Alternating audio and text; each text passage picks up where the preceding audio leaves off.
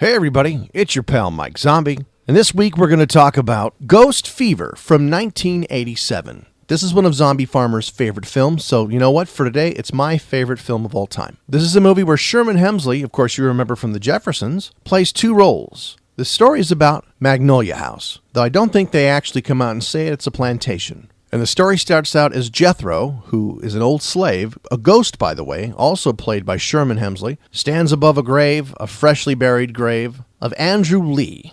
And he says, "Andy, rise, rise." And he gets Andrew Lee to rise up from the grave, who's ecstatic. He's like, "Hey, I'm back, I'm alive. And Jethro's like, "No, you're not alive. You're a ghost." And through the dialogue, they reveal that they've known each other from long ago. Magnolia House was originally owned by Beauregard Lee, who was quite the bastard. Not just a slave master, but a tyrant. Did a lot of really fucked up stuff they kind of reveal later on in this film. And Jethro was one of his slaves, and he says by his own admission that Beauregard nearly killed me 6 times. And Andrew Lee, who just rose from the grave, is the son of Buford. And he says, "You know what? I don't doubt it for a minute. My pappy was a very bad man." Jethro says, "You know, the day after your pappy died, you set me free, so I'm here to do the same for you," which is why he brought him up from the dead. And he says, "You can haunt wherever you want." And Andrew decides, "Shit, well, I'm going to go haunt Magnolia House. I used to love it there." And Jethro's like, "That's a great idea. Keep an eye on that place for me." So we cut to Sherman's other role as Buford, the police detective, and his partner Benny,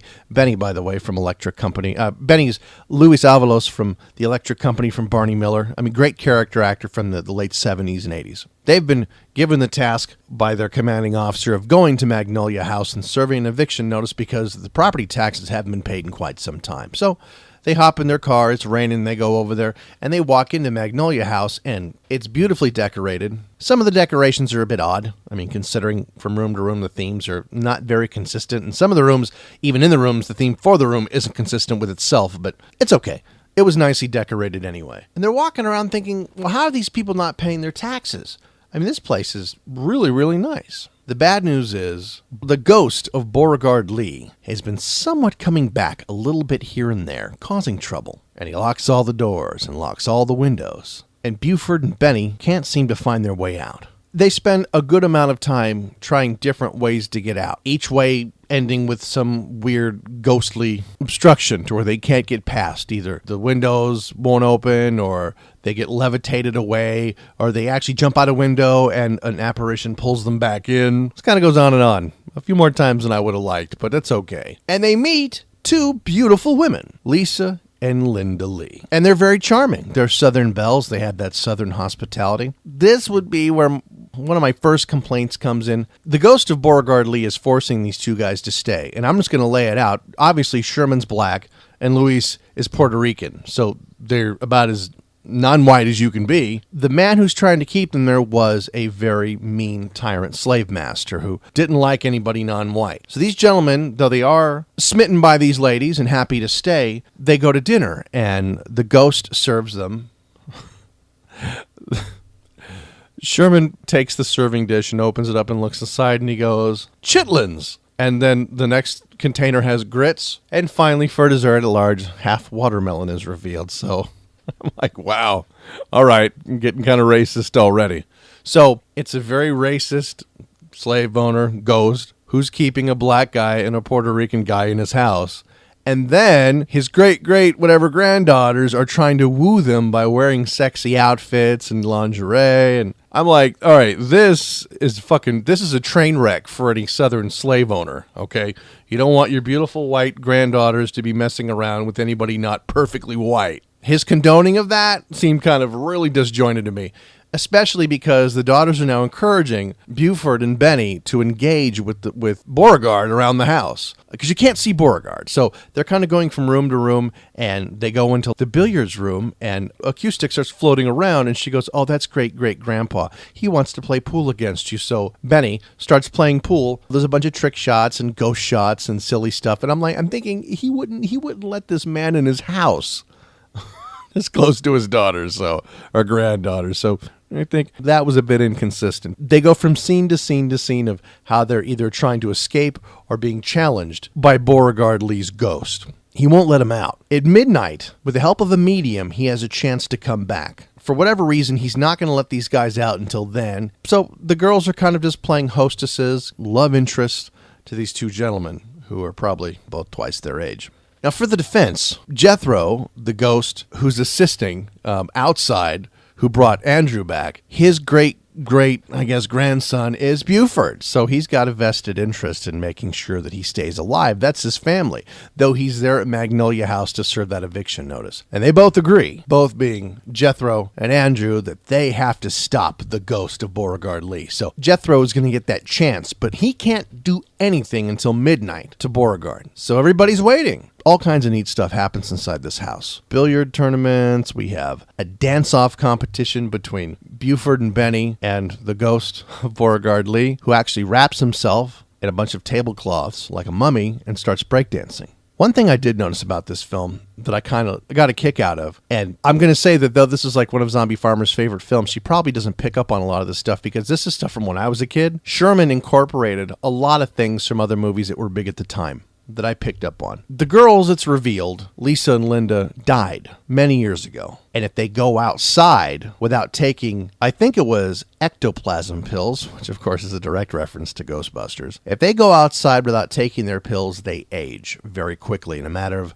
a minute, they look like they're 150 years old. This is why they haven't paid the property tax, because they stay inside, they stay young, and they don't go out. So that covers the why the property tax angle wasn't handled. But they reveal that it's, I think it was ectoplasm pills, which I kind of got a smirk out of. It's later revealed that they need something like $80,000 in property tax. Benny is going to win this in a boxing match with Terrible Tucker. Anybody who can stay in the ring for 3 rounds, the Terrible Tucker, by the way, who's a very out-of-shape Joe Frazier. And if you don't know who Joe Frazier is, you need to crack a fucking book. Anybody that can last 3 rounds with him gets, I think, $60,000 or $80,000, which will save the day for Magnolia House and the two girls. So again, borrowing from popular culture at the time, you see the training room where Benny's got his boxing trunks on, and he's getting all set to go, and in the back are posters for Rocky IV, which at the time was huge. Dolph Lundgren fighting Rocky, and it was a big deal. So they had those posters in the back, and the fight itself, though very slapstick and silly, at the end absolutely took the thunder of Rocky 1, 2, 3, 4,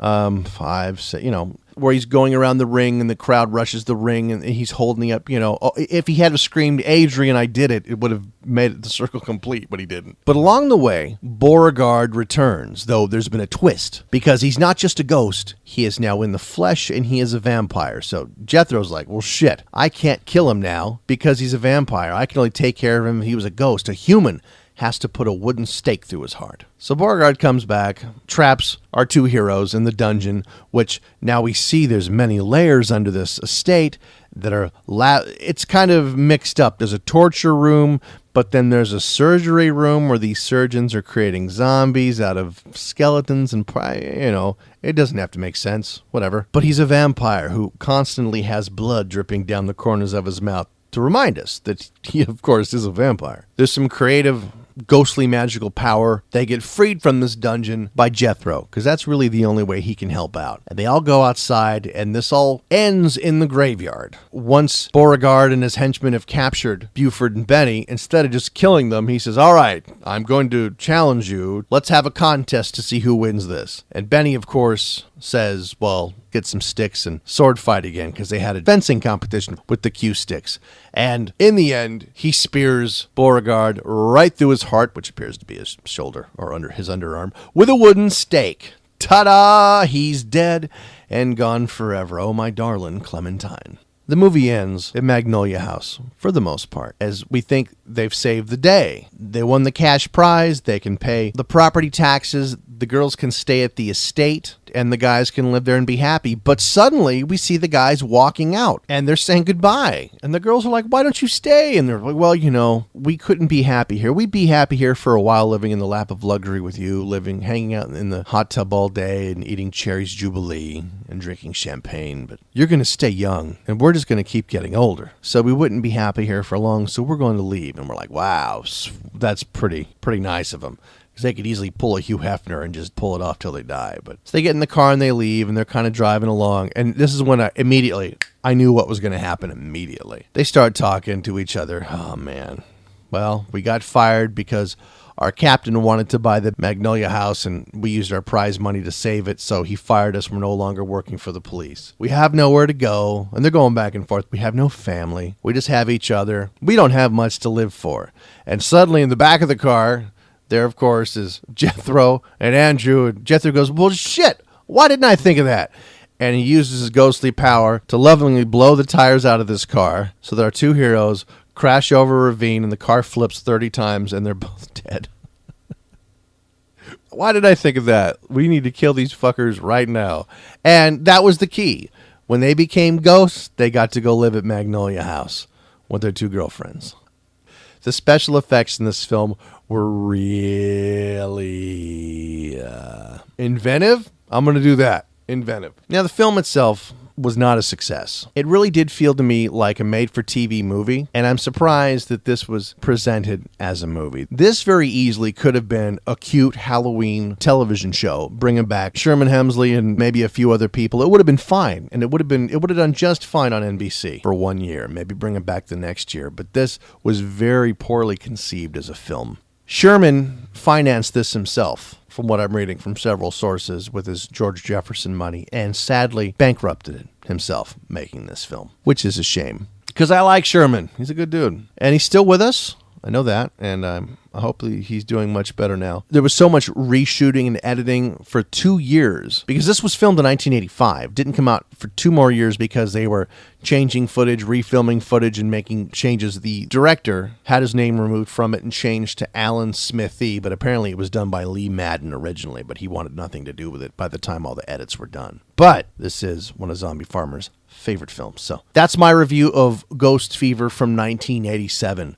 On the Berdinsky rating scale, be it a buy it, a borrow it, or don't bother, you know what? For my pal Zombie Farmer, this is a strong buy.